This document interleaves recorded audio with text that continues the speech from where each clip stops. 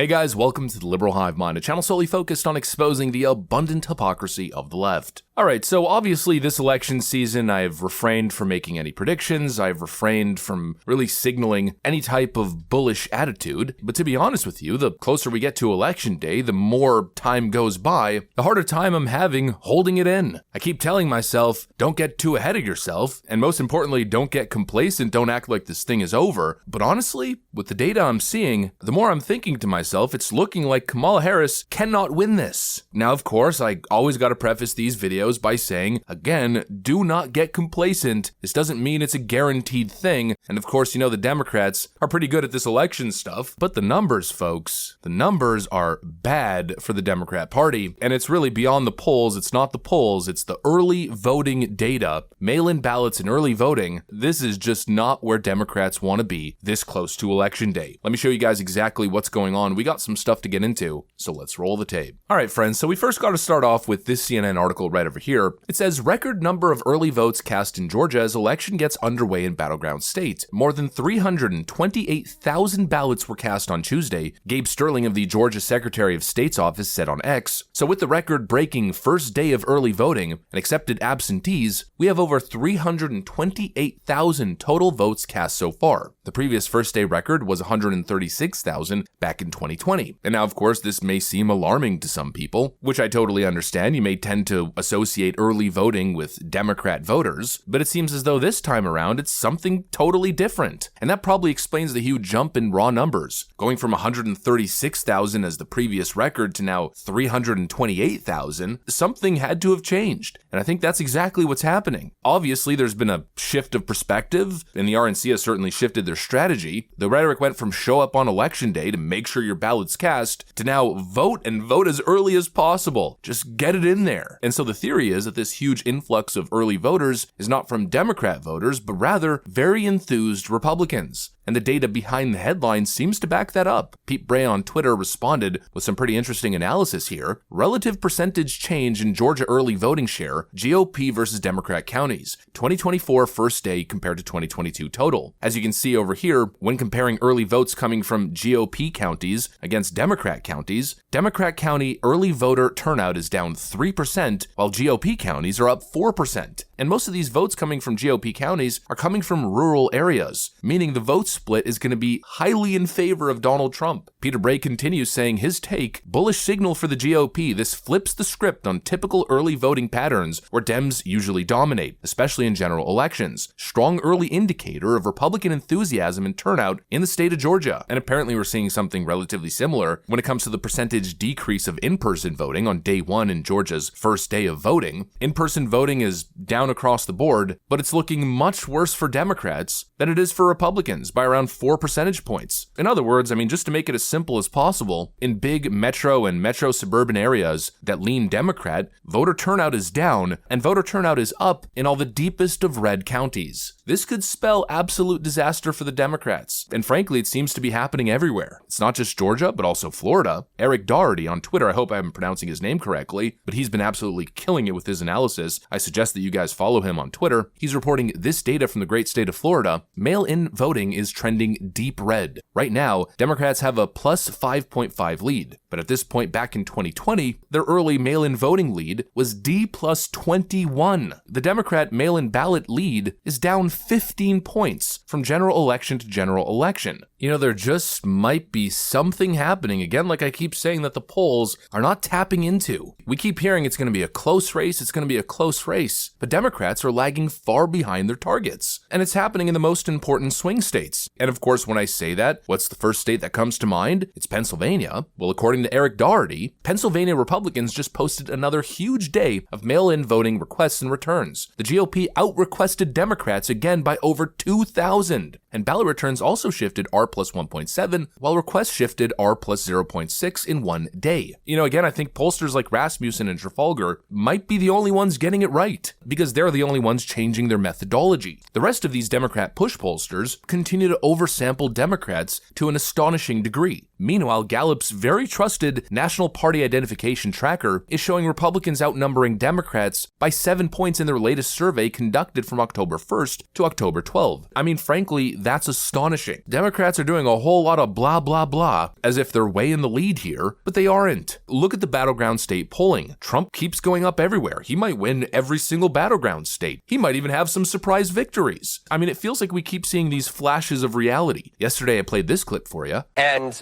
should note, we did not find a single person who audibly would tell us that they voted for Kamala Harris. These were Trump supporters getting out to vote early in the all-important Mojave County. We met one man who did not vote in 2020, but he said he was horrified by the state of the country, so he is voting here in 2024.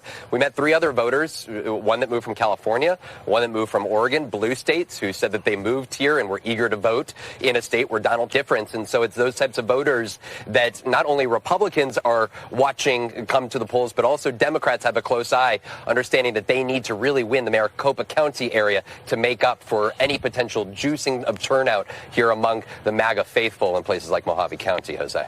Where MSNBC was trying to interview early voters in the state of Arizona, and they couldn't find a single person willing to say that they voted for Kamala Harris. You know, maybe something is happening here. Kari Lake certainly seems to think so. She just tweeted this: Arizona Republicans are outpacing Democrats in early voting. Apparently, out of 72,000 votes, Democrats only account for 23,000. You know, again, we might be seeing the same phenomenon. Rural Trump counties are showing up like never before. I mean, look at this Arizona rural county voter registration. Just take a look at these trends. The numbers pretty much speak for themselves. Republicans are gaining tremendously and Democrats are losing. In Mojave County, they're down 3,000. In Pinal County, down 1,600. Meanwhile, Republicans are up over 10,000 in both of those counties respectively. And this trend continues in almost every single county as you go through the list. Republicans are gaining, Democrats are losing. And so obviously there was this huge hype cycle when Kamala Harris initially announced. The whole point was to motivate people to get out there and vote, but you can't really fake enthusiasm.